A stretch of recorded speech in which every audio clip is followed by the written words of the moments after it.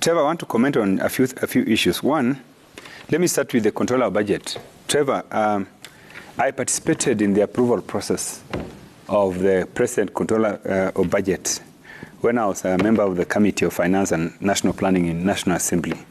And Trevor, there was no doubt in our mind that Mrs. Nyakango was the best person for this position. And we looked at her credentials and her track record, and we indeed, gave this job to the right person. But Trevor, this office is protected. The office of the Controller of Budget is protected, and the Controller of Budget reports to Parliament. It doesn't report to Treasury, Cabinet Secretary, or to the Presidency. The reason why this office is protected and is independent is because this is the office that's supposed to help Kenyans when there's a rogue government. When there's a rogue government in town that wants to mutilate Kenya's resources, this is the office that is supposed to say no.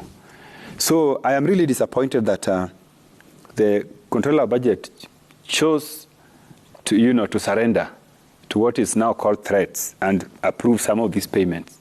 And thereafter, comes around and says, I was threatened. Really, this is really an area which I have spoken to, and I wanted to go back. These payments have been approved by Parliament. We passed these payments in the recent supplementary budget. All these payments that are in contention, the various parliamentary departmental committees approved them, and they were brought to us in Budget Committee, and we approved them. So these payments actually have been passed. The only payment which has not been passed is this one to do with Telcom. And the reason which we were given why it was not passed is because some people are claiming that they are still going to establish the true ownership of Telcom, that they don't know who are the owners of the shareholders of Telcom. And that is the reason why, the reason they gave us. When we said that in our finding, these payments ought to have been passed, all of them. So this was just a case of people who want to play politics. But I can tell you that these payments, we have approved them, which means the payments were done in honor. And for payments to get to Treasury, the various line ministries have approved them first of all.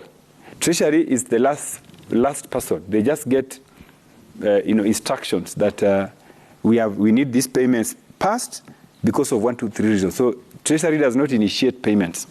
So that is the reason why I think this conversation is being diversionary. Because if Parliament, if these payments were passed by way of Article 223, which is legal, and as Parliament have approved them, where is this noise that these monies were stolen? They were stolen by who?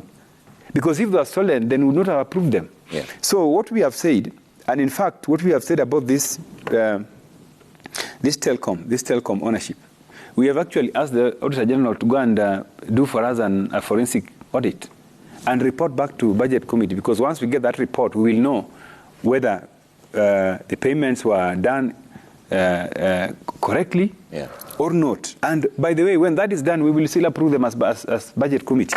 So this noise about money having been stolen, I don't know where it is coming from. It is diversionary. It is one of the strategies which my friend Malala is trying to use, to run away from responsible leadership. Because, they are defeated, they can't do anything, they can't give Kenyans what they promised. So I think they are just trying to run around. So I've made that point very clear. And I want to ask the Controller of Budget that she must take responsibility for payments which she signed. If she signed them, she must take accountability and say, the payments were in order and I signed them. The fact that she's trying to say that she was forced or coerced is really a dangerous route. That is the route in which now people who are going for ahead are going to use to hound out of the office. Because I've seen now the KK people want to put their tribal people in those positions. And they are likely to use that analogy that she was coerced and she accepted. That can be used to remove her out of office. And I know Senator Malala here knows very well that from Kakamega County, he deserved to have been in a cabinet position, but he could not qualify because of his tribe. Now he has been given a peripheral responsibility of parroting about party political issues. When he's a person, a vibrant youth leader who should actually sit in cabinet. Okay. So secondly, let me just finish and respond. And lastly, Trevor, I want to talk about payments to Deputy President. Trevor, you remember that immediately these people took over power. The first statement they made is that they found Treasury empty. They said the Treasury is empty. There's no, they found, I don't know, was it 50 million or what? They found 50 million shillings. I'm asking myself, Senator Malala, if you found 50 million shillings in Treasury and you made it clear that the Treasury was empty, where did you get this 1.5 billion outside the budget to buy these vehicles for Mr. Gachagua and his wife and his office? Where? But you know, and you've made a very dangerous allegation here that the office of the DP was not provided for resources during the last regime, which is wrong, because and I want to teach you, all constitutional offices in the Republic of Kenya are appropriated for resources. As in the Budget Committee, we have to ensure that an office which is constitutional is given resources. You can never refuse. In fact, there's a time we wanted to refuse to appropriate resources to SRC, because at that time SRC was fighting Parliament.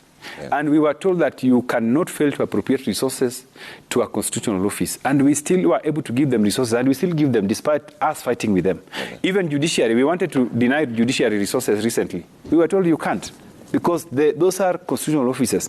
So this propaganda that the previous government was not putting resources in the office of the DP is wrong, it is falsehood, and we should never entertain it anywhere.